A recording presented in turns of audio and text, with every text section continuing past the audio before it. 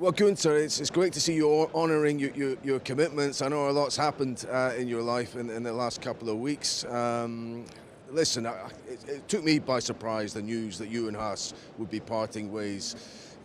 I suppose my question for you is, were there any discussions that Gene didn't see you as the man to lead on the team towards the end of last season? Was this on the horizon at all? Could you have anticipated this coming to pass? No, obviously nobody was happy with the result in 2023, but I didn't see this coming. But I know that the renewal of my contract was coming up, and then when a renewal is coming up, it can be that it's not getting renewed. But I mean, there was no target set for you, for example, towards the end, in terms of finishing higher than you were or with more points than you had? No, but a target is always, I mean, the target should be not being last. Okay, fair enough. How was it communicated to you, Guenther? I mean, you've more or less founded this team with Gene's investment. Was it a phone call that Guenther explained to you the way things were going to be? Yeah, it was a phone call from Gene Haas to me. I was in Italy on my Christmas break, and he called me up between Christmas and New Year. And your relationship with him now, I mean, that's what people assume, maybe it had gone sour over the past season or so. I mean, how would you sum it up? I would say he was not discontent, and in the end he owns the team, and he can make this decision, and I have to respect that, and obviously I do. So, but I think it was 10 years, and it was okay. If he doesn't want to continue with me, he's free to do that. Fair enough. Listen, what I've been reporting is that you wanted more investment at the factory. You didn't see how the team could progress, especially with others, your rivals on the grid, spending more, the likes of Williams, AlphaTauri, Alfa Romeo going to become Audi, and Gene being resistant to that. Is that a fair assessment of where the two of you were at? I would say what is a fair assessment is when you look at the other teams where they are going since the budget cap came in place. A lot of people, a lot of teams, all of the teams invested in the infrastructure, and they invest in it.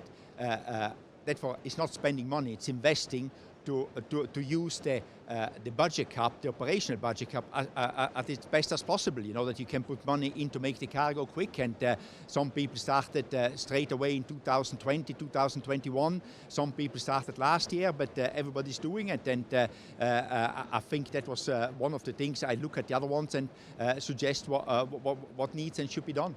So is your concern that Haas cannot make progress? Yes, I know you were optimistic before Christmas that you could fight maybe at the upper echelons of the midfield, but looking ahead in the next period, that the team will not be equipped to be competitive unless more money is spent? I really cannot comment on that because I'm not there anymore and I don't know what is happening, so I need to be impartial about that one. Fair enough. But what about the factory then at Banbury at the moment? You wanted changes there, and what the team will inherit post you, have they got a job on their hands if Gene Haas talks about wanting better results to get those better results? I think he will have his ideas how to get the better results, but they have nothing to do with me because obviously I didn't fit in his future plan anymore, so I don't know what the idea is in the factory, in the people and in the investments. Okay, listen. You started this team. It was more or less your idea. Yes, Gene was the investor. In many people's eyes, we wouldn't have a team now apart from the way you were able to source finance around the COVID time. But before that as well, how do you feel about the way this has been handled on a personal basis? Were you owed something better than this, especially the way that the media release came out, which was a very brief thank you for what you did? Yeah, obviously, I think without me in 2020, wouldn't have been around anymore. But Gene owns the team, so Gene Haas owns the team. So in the end, he's free to do what he wants. I cannot accuse him of anything. I can accuse him, but it doesn't do anything because he can make his decisions. He's free to decide. So I'm actually fine. My life will continue. I will have fun. I will stay around. So something will pop up, and I'm doing good. And in the end, a good period in my life came to an end, but maybe an even better one starts.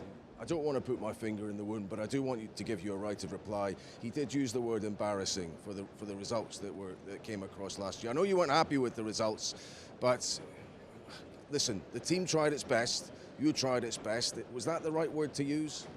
I think everybody can choose his words, but you need to think about the people which work for you and put a lot of effort in. And obviously, when you say these things, in the end, you have to live with the consequences. There's a point of view that maybe Gene Haas or people at the factory didn't like your celebrity, thought it maybe overshadowed the team or maybe the owner of the team. Were you conscious of that ever?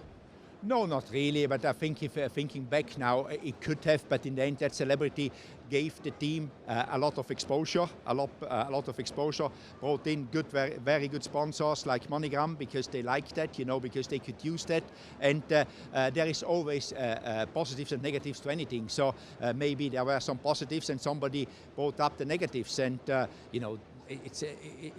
this is things you cannot always plan for it, because I was not out there to try to look for celebrity. It happened to me, and all the people which know me know that, so I'm okay with it. And you were conscious that it benefited the team. That was the bottom line. Absolutely. I didn't try to make something out of it. I didn't get up in the morning to be a celebrity. I get up in the morning to work, and but I think it worked a lot in favor of the team, because without that maybe it would have been closed before. So many highs over the time at the Haas. 5th place in the constructors, remarkable, and that wasn't just at the start. That was with teams that were working hard. Do you have a particular high moment? I mean, or a particular? I suppose the pole position with Kevin was incredible, but what were the highlights for you? I think for me the highlights was when we went out testing in the first year in 2016 Barcelona, when a lot of naysayers were there. They said this will never work, how you guys do this, and it worked. And then finishing in the points in our first race in 2016, and then obviously when Kevin had the pole in 2022, that was another great moment for the team, because it was at the end of a pretty tough season. Getting into pole, that kept everybody going for the months over the winter. It was like a win for us, I remember Roman saying at the end of that race. Okay, what about for you? I mean, you have some time now, I guess. If another team principal job came up in F1, I mean, are the competitive juices still there to take that on? I mean, I have got still a lot of in me, but I'm not in a hurry. I'm not desperate. I want to enjoy now my time with my family, and there will good things come. I mean, I always say one door closes, at least 2 other ones open. So just wait which ones and pick hopefully the right one to do the next thing. But in the moment, I just want to sit back and look a little bit and do things I missed to do the last 10 years, like staying with my family and doing some travel on my own time and watch F1. Maybe with a Sky microphone in your hand. Listen, I probably should have asked this earlier, but I mean, you speak to Gene, you would have spoken to Gene. A lot of people are saying, well, maybe is this the moment? Guenther's gone, maybe it's time ownership changed. Do you sense he is minded to sell the team at all? Do you think that's a potential future for the team, maybe changing ownership? People are talking about Andretti possibly buying it. I have no idea. I'm not involved in any of these talks. I mean, you need to ask Gene Haas. I do. Well, listen, Guenther, you keep smiling, you've got a good business. What about the response, finally, you've had from people here? I mean, the response on that stage, you can see the image now of that must really lift you.